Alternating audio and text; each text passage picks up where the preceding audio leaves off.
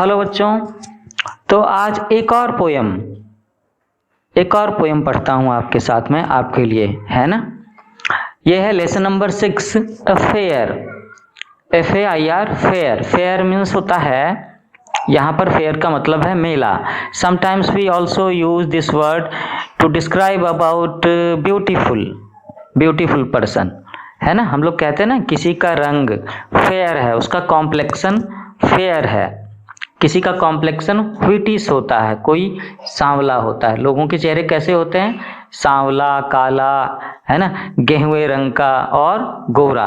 तो जब वहां पर गोरा लिखना हो तो हम व्हाइट नहीं बोलते हैं फेयर। यहाँ पर फेयर का मतलब है मेला। तो मेला तो आप सब लोगों ने देखा होगा, घूमा होगा। मेरे ख्याल से हर बच्चे को मेला देखना बहुत अच्छा लगता है, बहुत पसंद है।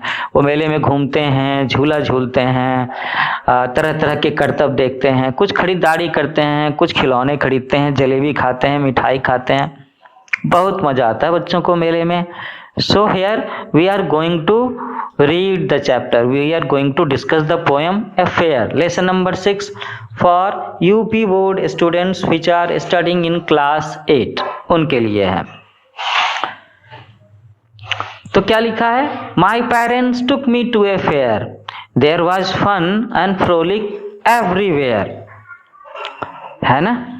तो क्या कहते हैं कवि? वो कहते हैं कि मेरे मम्मी पापा मेरे माता पिता मुझे एक मेले में लेकर के जाते हैं और वहां पर बहुत मस्ती है, बहुत खुशियां हैं चारों ओर। Swings we are moving up and down. Swings झूले, बड़े बड़े झूले, गोल चक्कर वाले झूले, ऊपर नीचे वाले झूले होते हैं ना। So swings we are moving up and down. ये जो झूले हैं वो ऊपर नीचे घूम रहे थे। The children laughed at the circus clown. तो यहाँ पर सर्कस क्लो नहीं होना चाहिए, मुझे लगता है शो होना चाहिए था, SHOW, स्पेलिंग मिस्टेक है। No matter. The children laughed at the circus clown. Clown को शायद क्लो लिखा है। क्लाउन, CLOWN, क्लाउन का मतलब होता है जोकर, मस्खरा, है ना। तो क्या लिखा है कि बच्चों ने सर्कस के जोकर को देख करके बहुत हंसी आई, बच्चों को बहुत खुश हुए। There were balloons of many a colour. और वहां पर बैलून, तरह तरह के रंगीन गुब्बारे थे। तो मेले में तरह तरह के रंगीन गुब्बारे मिलते हैं ना, छोटे बड़े, लाल, हरे, पीले। कुछ तो गैस वाले गुब्बारे भी होते हैं जो हमेशा ऊपर उड़ने को मचलते रहते हैं, और कुछ गुब्बारों से तरह तरह का शेप, चिड़िया बनी होती है, कुछ और भी बना होता है। Field with gas and field with air.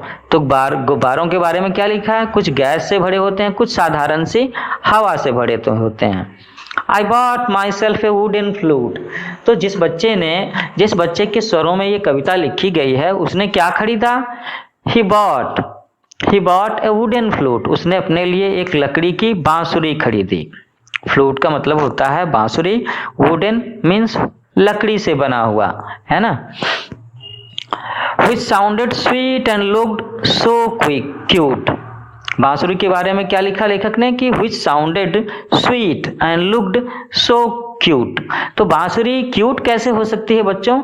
जब बांसुरी बहुत साफ सुथरी हो, उस पर पेंट किया हुआ हो, उस पर रंगीन पट्टियां बनी हुई हों या कागज की, प्लास्टिक की पट्टियां चिपकाई हुई हों। In that case we can say that the flute is so cute. कह सकते हैं ना, तो वो बांसुरी बड़ी सुंदर सी लगती है।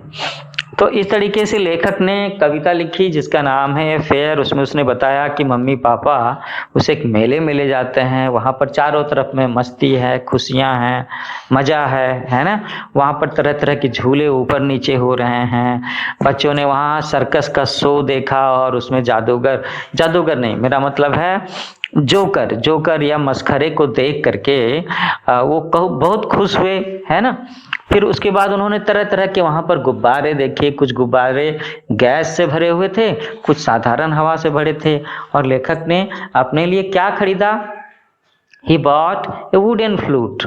उसने अपने लिए एक लकड़ी की बांसुरी खरीदी, जिस बांसुरी की आवाज बड़ी सुरीली थी, बहुत मीठी सी थी और जो दिखने में भी बहुत क्यूट थी। ठीक है बच्चों, इसका भी क्वेश्चन आंसर डिस्कस कर लूं, अच्छा रहेगा। Okay, so where did the child's parent take him to? पूरा का पूरा सेंटेंस नहीं बता रहा मैं बस आपको हिंट दे रहा हूँ, गाइडेंस दे रहा हूँ। You have to write your sentences yourself, आपको खुद से लिखना है। तो बच्चे के माता पिता उसे मेला ले जाते हैं, है ना। Parents of the child took him to the fair. Okay, what did he see in the fair? उसने मेले में क्या क्या देखा? तो he saw swings, balloons, circus clown, ये सारी चीजें देखी ना उसने। हाँ, तो इसमें क्या लिखेंगे? He saw balloons, swings and circus clown. Okay, what were the balloons filled with? और वो जो गुब्बारे थे वो किस चीज से भरे हुए थे? The balloons were filled with gas and air. The balloons were filled with gas and air. What did the child buy for himself? उस बच्चे ने अपने लिए क्या खरीदा? The child bought a wooden flute. The child bought a wooden flute for himself. Okay, तो आज मैंने ना आपको इस चैप्टर का डिस्कस भी किया, एक्सप्लेन भी किया और आपको मैंने इसके क्वेश्चन आंसर भी बताए हैं।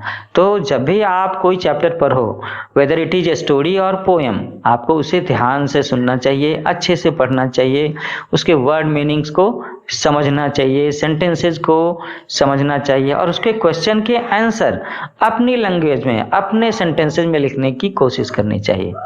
In this way you will build your vocabulary strong and your English will be stronger day by day. वो धीरे धीरे करके मजबूत होती चली जाएगी।